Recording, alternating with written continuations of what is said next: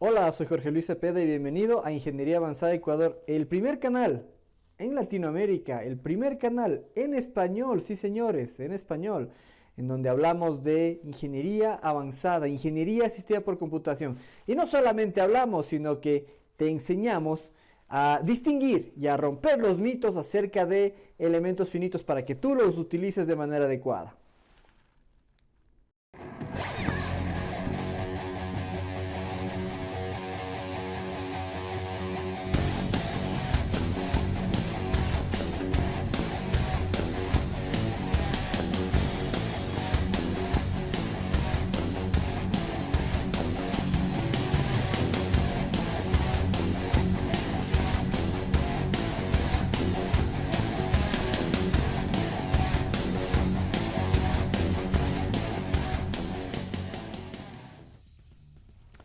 Con saber utilizar ANSYS o algún software de aplicación de elementos finitos, ya sabes todo acerca de elementos finitos. Este es uno de los mitos que más he escuchado en mi trajinar en mi vida profesional como ingeniero CAE. Y pues realmente la gente piensa eso. El otro día en uno de mis grupos, con uno de mis chicos, uno de ellos me decía, es suficiente, necesario y suficiente que sepas manejar ANSYS y ya, eso es todo el conocimiento de elementos finitos que debes tener. Esto es un mito, señores, esto no es verdad. Esto es totalmente alejado de la verdad, porque al contrario, necesitas primero tener un fundamento técnico de qué son los elementos finitos y mucho más práctico, cómo mallar una pieza, cómo lograr hacer que tu pieza esté representada matemáticamente de manera adecuada, de manera correcta. ¿Sí? Entonces, en este video te voy a mostrar, te voy a enseñar la diapositiva más importante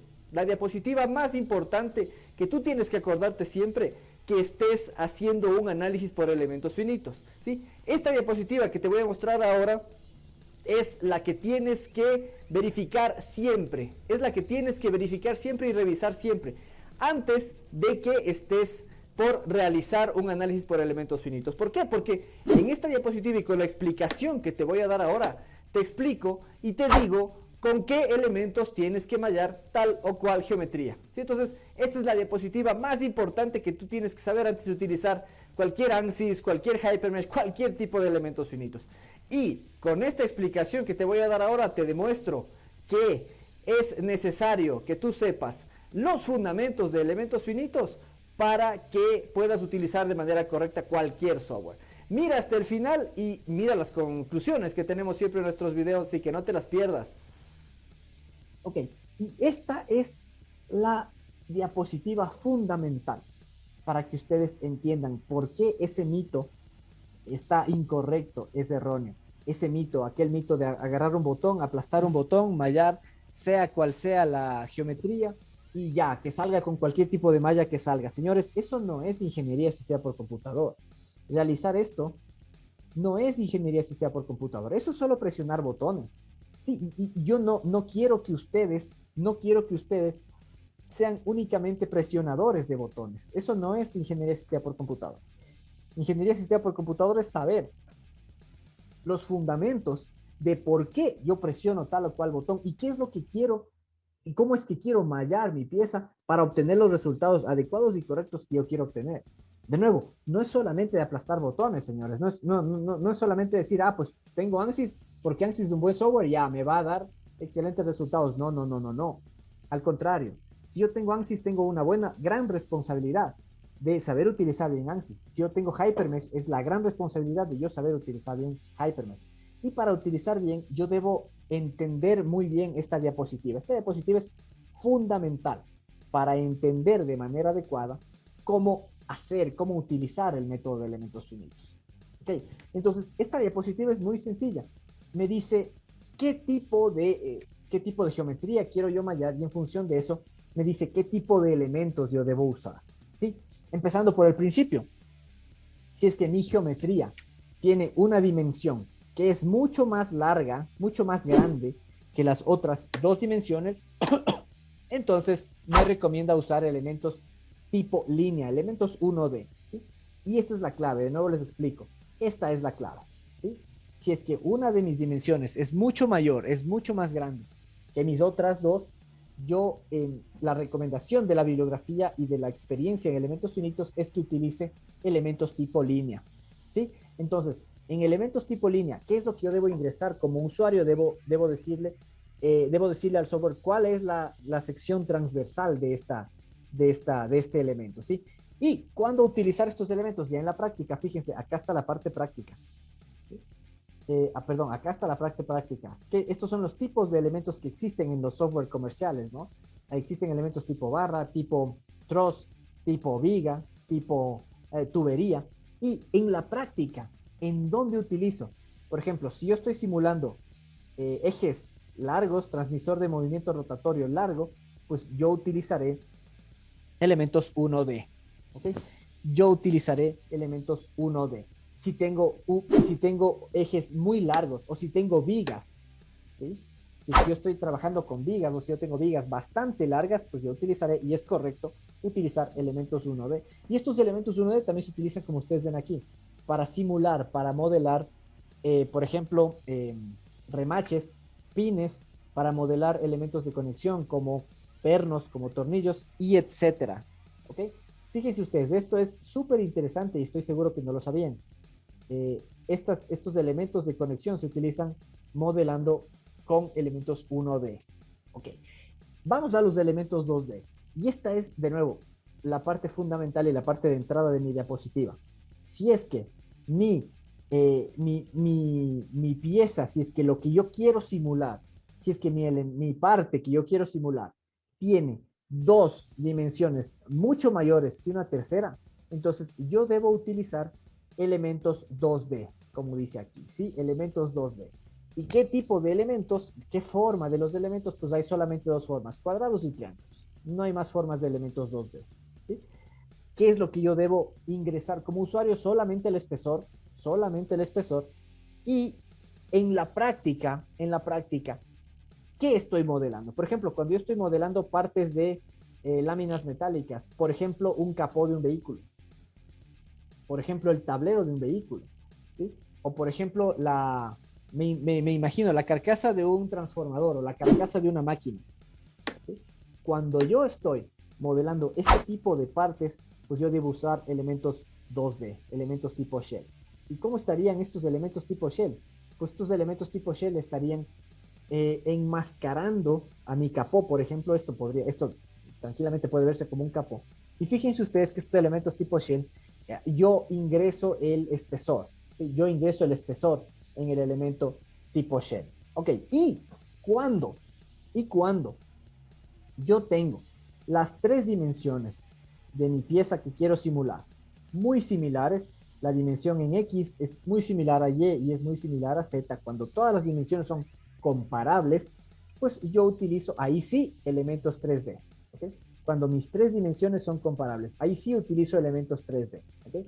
Entonces, mi tipo de elemento es mi tipo de elemento sólido y cuando en aplicaciones prácticas utilizo elementos 3D, por ejemplo, cuando estoy simulando carcasas de transmisiones, cuando estoy simulando bloques de máquinas, bloques de motores, o cuando estoy simulando cigüeñales, etc. ¿Ok? Ahí es cuando realmente utilizo mis elementos 3D, ¿ok? No en cualquier momento, ¿sí? Entonces, ahora sí regresemos y analicemos un poquito de qué es lo que estamos trabajando en este ejemplo. Esta dimensión es más larga que las otras dos. ¿Cuál? El largo, ¿no es cierto? Esta dimensión es mayor que las otras dos, ¿sí? Esta dimensión es bastante mayor que las otras dos. Sí, entonces, ¿qué les estoy tratando de decir con este ejemplo? ¿Sí? Que aquí lo que menos debíamos utilizar son elementos en tres dimensiones. Aquí, como les dije, si es que hacemos un detalle de esto, vamos a ver que tenemos, aquí por ejemplo hay un triangulito así, ¿no es cierto? Y que tiene su espesor, ¿no es cierto? Hay un triangulito que tiene su espesor. Son elementos en 3D. Okay. Y esto, lo que menos debíamos ocupar eran elementos 3D. el criterio de elementos finitos decía, ok, utilicen shells porque tienen dos dimensiones, si ustedes quieren, tienen el largo y tienen el alto, dos dimensiones mayores que el espesor, entonces, ok, utilicen shell, un shell aquí, un shell aquí, un shell que sea así, ok, voy a dibujar aparte, por favor, un shell así, y otro shell en el alma, ¿sí? Tres shells y otro shell en el patín inferior, ¿ok? O utilicen un elemento 1D, solamente representenlo con una línea en donde esté involucrada, inscrita adentro de sus propiedades en el software, que esté involucrada la sección transversal, ahí está el espesor, ahí está el largo, el ancho, ¿ok? Pero no utilicen elementos 3D, están desperdiciando recursos, y estas recomendaciones se dan precisamente para eso, para no desperdiciar recursos. Las conclusiones del video, pues, clarísimas, ¿no es cierto? Es necesario que tú sepas los fundamentos del método de elementos finitos. ¿Y cuáles son los fundamentos? Pues la práctica. Y la primera parte de la práctica, pues evidentemente saber con qué tipo de elemento mallo o con qué tipo de elemento represento tal o cual geometría con la cual estoy trabajando. O sea, realmente eso es básico, pero realmente eso es lo que no nos enseñan en las universidades. Eso es lo que no aprendemos en los cursos de elementos finitos. Eso es lo que necesitamos saber. No es cuestión de que yo sepa manejar ANSYS y con ANSYS pues ya tengo todo solucionado y listo. Con ANSYS ya está listo todo, ¿no es cierto? Ya sabes ANSYS, sigue un curso de ANSYS y ya sabes elementos finitos. No, señores. Si tú manejas mal elementos finitos, tú vas a manejar mal ANSYS. Y si tú manejas mal ANSYS, pues vas a tener malos resultados en ANSYS. Y si tienes malos resultados en ANSYS, la verdad es que luego la gente, como he escuchado también muchísimo, ya no cree en el método de elementos finitos. Sí, ya no cree, esos son solamente dibujitos, nos dicen por ahí. Y no es verdad. El método de elementos finitos es apasionante precisamente porque es un acercamiento a la realidad y precisamente porque es una predicción de lo que nuestros diseños pueden hacer o no pueden hacer, ¿sí? Entonces, esa es la importancia que tiene el usar de manera correcta el método de elementos finitos. No te pierdas todos los domingos nuestros videos.